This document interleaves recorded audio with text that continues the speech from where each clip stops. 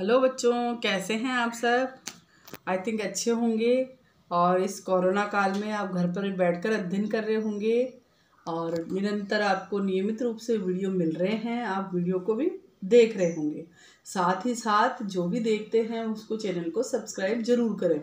और अगर आपको कोई वीडियो से संबंधित परेशानी हो, कोई भी बात हो, तो वो नीचे कमेंट बॉक्स में ज़रूर लिखें।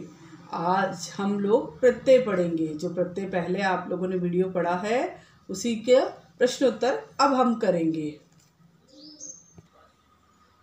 देखिए बच्चों, अब हम लोग प्रत्यय पढ़ रहे हैं। प्रत्यय का वीडियो आप पहले देख चुके हैं, परंतु उसके बाद थोड़ा सा मैं एक बार पाठ को समराइज करके आपको बता देती हूँ।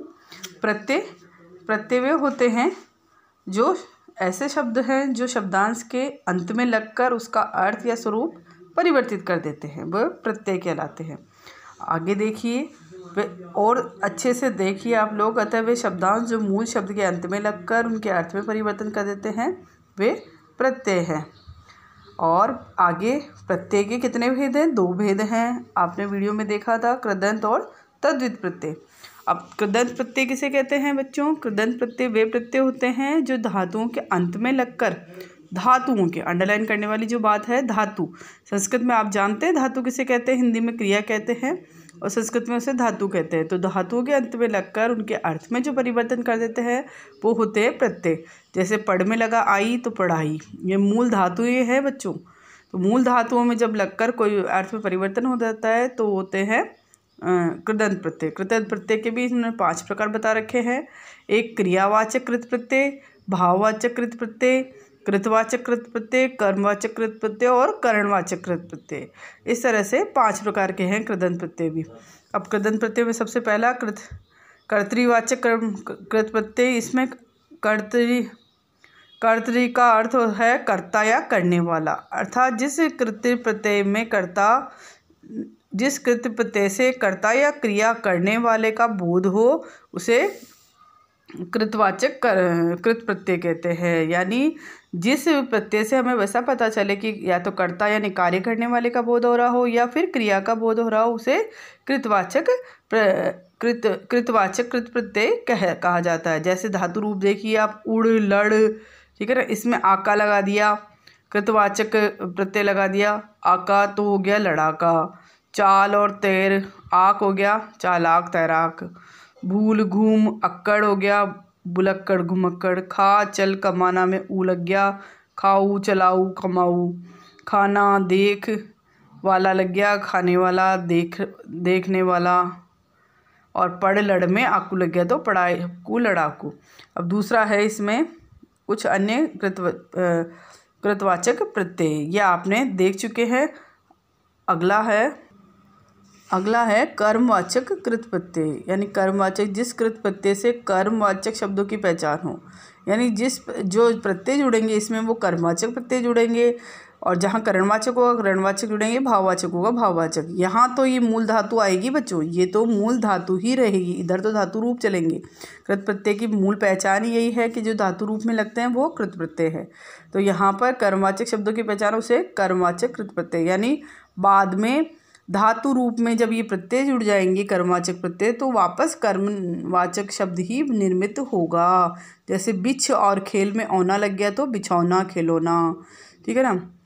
पिटा लिखा में हुआ लग गया पिटा हुआ लिखा हुआ। इसी तरह से देखिए अगला करणवाचक कृत प्रत्यय है। जिस कृत प्रत्यय में क्रिया के साधन की पहचान होती है उसे करणवाचक कहते हैं। करण यानी वही बताया ना, करणवाचक होता है जो तृतीय पुरुष होता है, ठीक है ना, तृतीय विभक्ति में आता है। जैसे करणवाचक वही है, यहाँ पर जो लगेंगे करणवाचक प्रत्यय लगेंगे और उसके बाद जो निर्मित होगा शब्द वो भी करणवाचक बन जाएगा। फांस और रेत, फांसी और रेती। झाड़ और चाल, झाड़ू और चालू। भूल और झूल, भूला झूला। इस तरह से अगला है भाववाचक कृत प्रत्यय। जो कृत प्रत्यय के अंत में जुड़कर भाववाचक शब्दों की रचना करते हैं वो कृत प्रत्यय भाववाचक कृत प्रत्यय कहलाते हैं। जैसे जोत बुन, पढ़ में आई लग गया जुताई, बुनाई पढ़ाई। चिल्लाना, घबराना में आहट लग गया चिल्लाहट घबराहट। भिड़ लड़ में अंत लग गया भिड़ंत लड़ंत।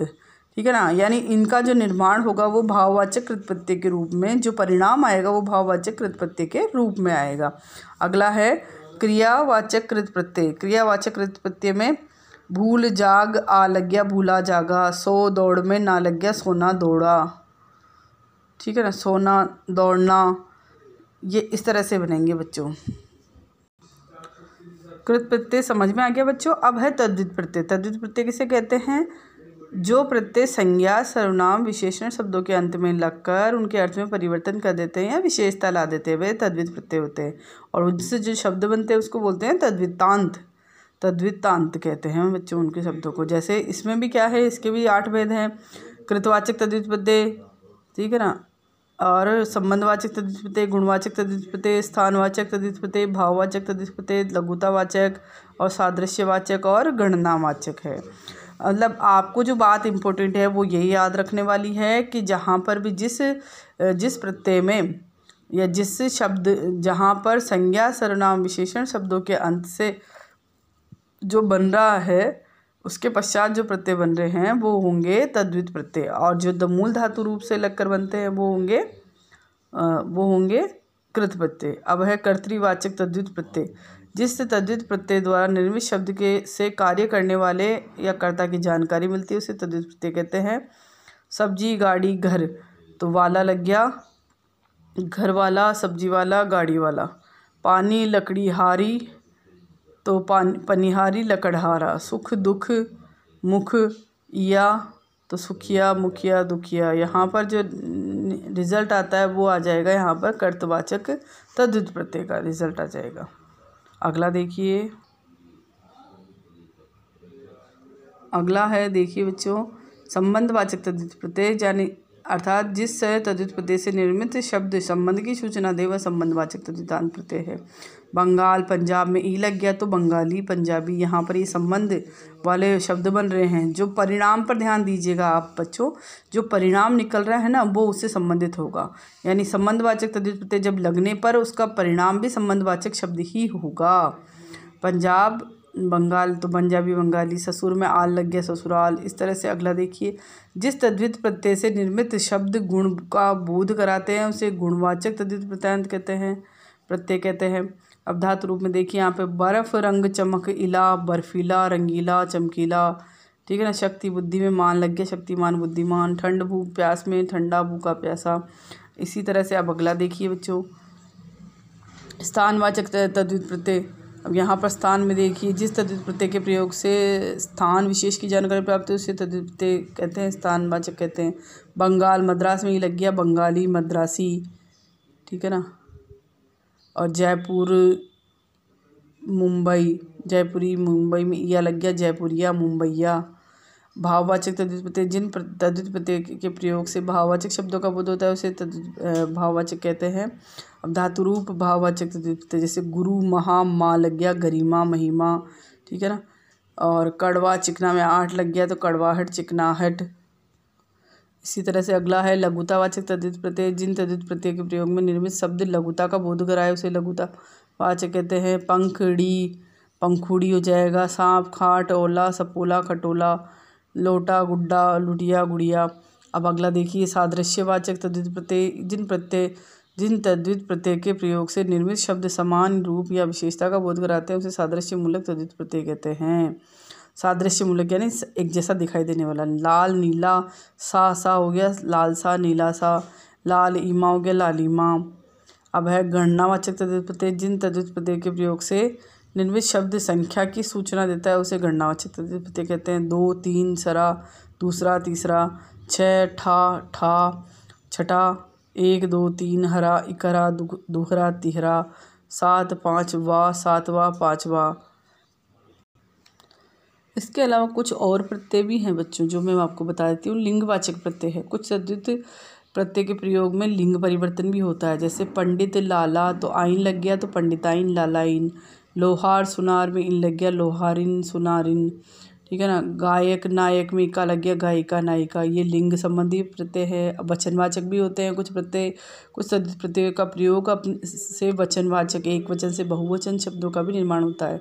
बेटी बिटिया या लग गया बेटियाँ चिड़ियाँ। माला कन्या में लग गया मालाएं कन्याएं। और अगला है अरबी फ़ारसी मिश्रित प्रत्यय। इसमें कुछ शब्द जो अरबी फ़ारसी से मिश्रित होते हैं, मिश्रित प्रत्यय जब जुड़ जाता है किसी शब्द के तो वो अरबी फ़ारसी शब्द बन जाता है। जैसे धोखा, रंग, बाज लग गया तो धोखेबाज, रंगबाज। ये यहाँ पर निर्मित शब्द गलत है बच्चों, आप लोग देख लेना इसको थोड़ा सा, यह शुद्ध आ गया है। सफ़ेद रंग पोश, सफ़ेद पोश, मेजपोश, रंगपोश। आवारा, आवारा पेश, तो गी लग गया आवारगी, पेशगी। ठीक है। जाल, जिल्द, साज लग गया जिल्द साज, जालसाज। इस तरह से ये अरबी फ़ारसी के प्रत्यय हैं। और एक प्रत्यय संबंधी कुछ अन्य महत्वपूर्ण बातें हैं।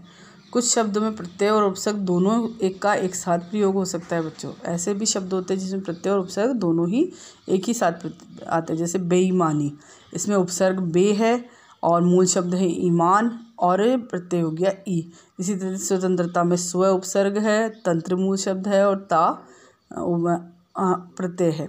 अपमानित में अप मूल उपसर्ग है, मान मूल शब्द और इत प्रत्यय है। निर्दयता में नी उपसर्ग है, डर मूल शब्द और ता प्रत्यय है। इस तरह से अधार्मिक में ए, धर्म और इक। इसी तरह से नीचे देखिए, कभी कभी एक ही शब्द में दो दो प्रत्यय भी एक साथ प्रयुक्त हो जाते हैं। जैसे राष्ट्रीयता, तो राष्ट्र में ये भी है और ता भी जुड़ रहा है। सामाजिकता, सामाजिक में वही समाज, समाज में इक और ता जुड़ रहा है। भारतीयता, भारत, भारत में ई और ता जुड़ रहा है। लौकिकता, लौक, इक और ता जुड़ रहा है।